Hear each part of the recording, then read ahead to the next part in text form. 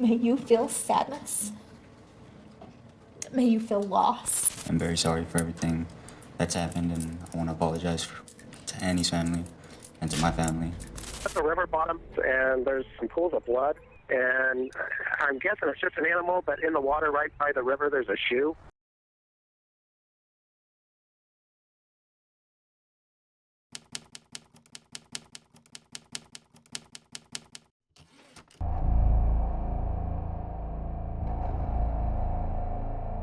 Please subscribe to our channel and turn on bell icon to watch more real true crimes around the world. Annie Kasprzak, a young girl of just 15, tragically lost her life in a brutal murder in March 2012. Her short life was filled with numerous challenges. Annie's early years were spent in foster care until she was adopted by Veronica and Dennis Kasprzak when she was 9. After their divorce and subsequent remarriages, Annie lived mainly with Veronica and her new husband, James Bratcher, in Draper, Utah. Despite the changes, she continued to spend a significant amount of time with Dennis and his new wife. Sometime in her junior high school education, Annie wrote in her diary, "There's a kid in my math class I really like," she wrote on May 8, 2011, after meeting Darwin Christopher Bagshaw. Annie continued to express her affection for him in numerous diary entries. However, a year later, almost to the exact date, the tragic news of Annie's death would be discovered. In 2012, the peaceful town of Riverton, Utah, was shattered by the brutal murder of a 15-year-old girl named Annie Kasprzak. Annie's life was abruptly ended in a premeditated act of violence, leaving her loved ones in deep sorrow. On the evening of March 10, 2012, around 7:45 p.m., Annie was last seen by Veronica and James. When they checked her room an hour later, they found it empty. Adding to their concern, James discovered a note under Annie's pillow indicating she was running away to California. In the note, Annie falsely claimed to be pregnant. She ended the note by writing, "Please don't try to look for me because I don't want to be found." Upon discovering the note, Annie's mother and stepfather immediately contacted the police to report her disappearance. The police initiated their investigation by examining Annie's cell phone records. They observed that between 8:45 p.m. and 9:22 p.m., Annie's phone had pinged multiple times near the Jordan River. After the last ping at 9:22 p.m., the cell phone ceased to operate. In an effort to aid the investigation, Annie's parents provided her diary to the police, hoping it might offer some leads. Annie's diary entries revealed that she believed she might be pregnant with the child of 14-year-old Darwin Christopher Bagshaw, whom she was dating. When Annie shared with her parents that she was sexually active with Christopher, they had her take a pregnancy test, which returned a negative result. Despite this, subsequent diary entries suggested that Christopher continued to believe she was pregnant and was not ready for parenthood. The note Annie left behind led her parents to surmise that she had planned to run away, possibly due to embarrassment over the false pregnancy claim. When the cell phone pings indicated that Annie's phone was still in the vicinity, her parents held on to the hope that she would return home. However, the following morning after Annie was reported missing, a jogger discovered a large amount of blood under a pedestrian bridge near the Jordan River. You know, I'm not real sure. I'm at the river bottom, and there's some pools of blood, and I'm guessing it's just an animal, but in the water right by the river, there's a shoe. The police were alerted, and a search of the surrounding area was initiated. Tragically, Annie's body was found in the water shortly after. She had been brutally murdered. The investigation soon turned its focus to Annie's boyfriend, Darwin Bagshaw, as a potential suspect in her murder. Initially, when interrogated by the police, Bagshaw maintained that he hadn't seen Annie for more than a week. However, inconsistencies in his account raised suspicions, and the police were able to find discrepancies in his alibi. Phone records revealed that the couple had exchanged numerous calls and texts on the night Annie disappeared.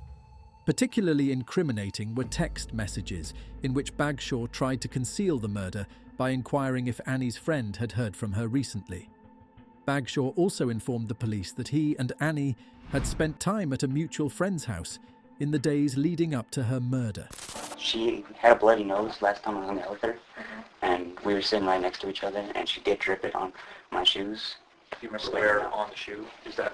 It was on my shoelaces. I'm not sure which shoelaces. And I was that? about 5 days ago. Me and my friend Spencer were hanging out, and she just came over. He claimed that Annie had a nosebleed during one of these visits, which could have resulted in blood spattering onto him, thereby accounting for the small blood stain found on one of his sneakers. The investigators collected the shoes and several other items for examination. It was later confirmed that the blood found on Bagshaw's shoe indeed matched Annie's. Furthermore, Bagshaw's cell phone records revealed messages in which he asked a friend to provide a false explanation for the presence of Annie's blood on his shoe. This evidence further implicated him in the crime. The text message read, "The cops might come back to your house. I need you to tell them that Anne got a bloody nose because she did, but you were lying down, and she got some on my shoe, and they took my shoes for testing, and I need you to tell them that, so I don't get blamed." Moreover, the records from Christopher's cell phone confirmed that he had a conversation with Annie's mother on the night she was reported missing. When Annie's mother called Christopher to inquire if he had any information about Annie's location, he denied any knowledge. Intriguingly, during that phone call, Christopher's cell phone signal was picked up by a tower situated merely 100 meters from where Annie's body was subsequently discovered. It is speculated that this phone call took place shortly after the tragic event of Annie's death. Despite Christopher's denial of involvement in Annie's murder, the police had gathered evidence suggesting otherwise. However, they did not immediately arrest him. In a surprising turn of events, the focus of the investigation shifted away from Christopher a few days later. Approximately a week after Annie's death, a woman named Joanna Franklin came forward to the police, claiming that she had witnessed Annie's murder at a house party at Daniel Ferry's residence. Ferry, aged 31, and Veyanuya Vehikite, aged 30, were responsible for Annie's death. She explained that Ferry became enraged when Annie rejected his sexual advances and, with Vehikite's assistance, beat her to death. Given Ferry's extensive criminal record, investigators did not dismiss the possibility of his involvement in the crime. Both Ferry and Vehikite were arrested and detained on suspicion of murder, seemingly bringing Annie a step closer to justice.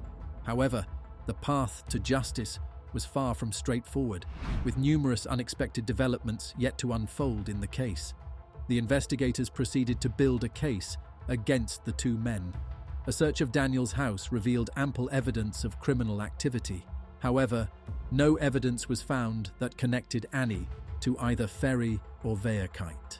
After concluding that it would have been impossible for Ferry to engage in these criminal activities and murder Annie simultaneously, the police declared that Ferry and Vehikite were no longer considered suspects in Annie's murder.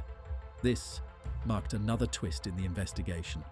After months of pursuing the wrong leads, the investigation into Annie's murder hit a standstill. However, the arrival of a new investigator breathed new life into the case. This investigator decided to revisit the individuals who were close to Annie before her death, including Christopher Bagshaw. This marked a renewed effort to uncover the truth behind Annie's tragic demise. In the face of compelling evidence, Bagshaw finally admitted to the crime. Are you pleading guilty to the charge because you're guilty of it? Yes, Your Honor.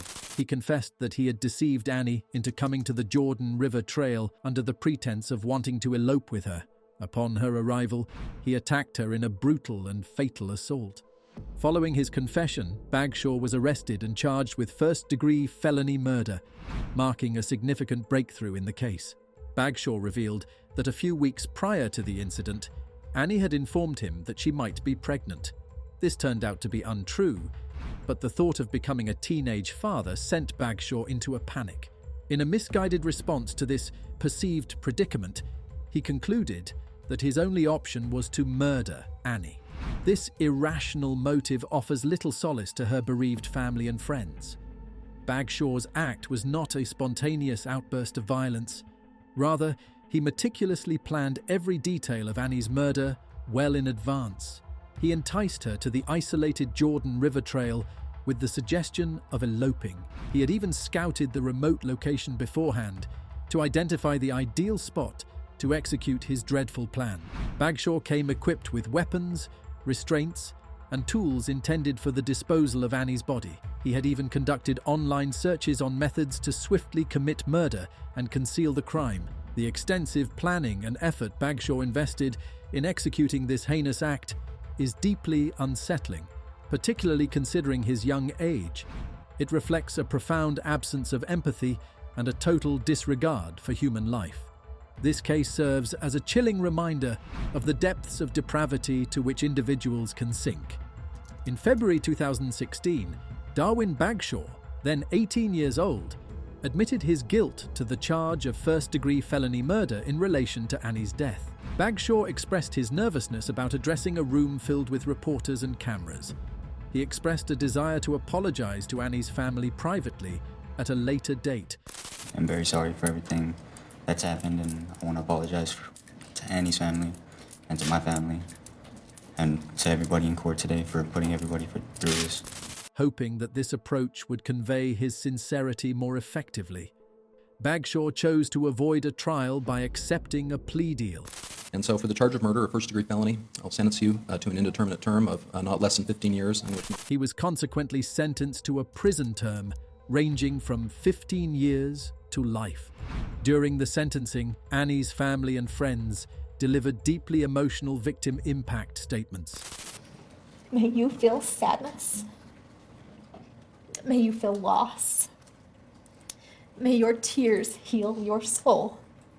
But may your conscience never clear. I will grieve my daughter every day.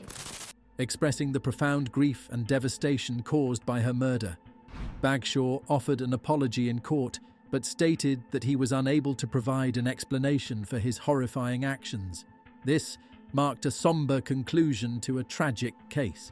Darwin Bagshaw is currently serving his sentence at the Utah State Prison, situated in Draper, Utah, approximately 20 miles, 32 kilometers southwest of Salt Lake City. Now in his mid-20s, he will not be eligible for parole until the year 2027.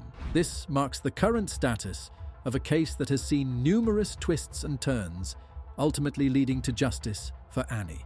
In a recent prison interview, Darwin Bagshaw expressed daily thoughts about Annie and accepted full responsibility for her murder. Despite this, he still appears unable to articulate the motivations behind his horrific act. This ongoing struggle with understanding underscores the complexity and tragedy of this case. Darwin Bagshaw has made attempts to secure a compassionate release from prison, citing mental health issues as the reason. However, these requests have thus far been rejected. Annie's family remains staunchly against any possibility of an early release for her murderer. They continue to seek justice for Annie, insisting on the full serving of Bagshaw's sentence.